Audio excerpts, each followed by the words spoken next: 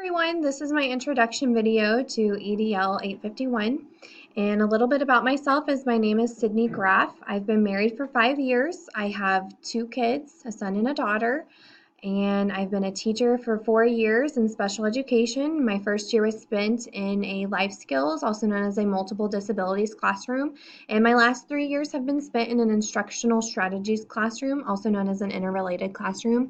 Some of my hobbies include eating food because it's delicious, organizing everything, spending time with my family, and spending time outdoors. Why do I want to be a principal? I want to be able to positively impact students who are in my building, as well as help and assist my teachers to grow in their educational profession.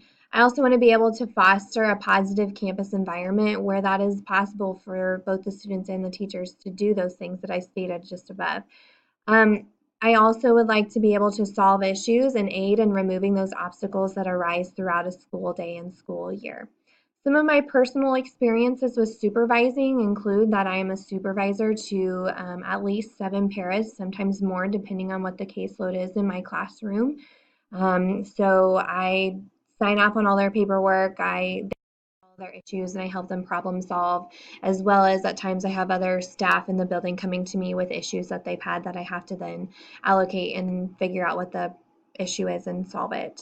I help train some of the first year staff that come in through our cooperative that I work through. I'm also the department head of special education in our building and everything that that entitles and encompasses.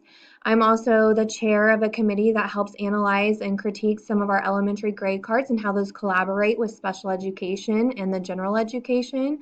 And I do that with one of our assistant superintendents for our district. My experience with past evaluations might be different from some people since I am a special education teacher. In the past, I was evaluated by a cooperative administrator who would come into our building, and that was typically the only time that I would see them is when they would come into my building for the evaluation. They have since moved on to allowing our building principals to evaluate us, and that was definitely different and something new that I had to learn. But it was nice in the sense that the building principal would walk by my classroom on a daily basis and see some of the things that I was doing. She was also aware of things that I was involved in outside of just teaching in my classroom, which also helped and improved my evaluations. So that's kind of my history with evaluations and things that I do as a supervisor and why I'd want to be a principal. And I really look forward to learning from all of you guys.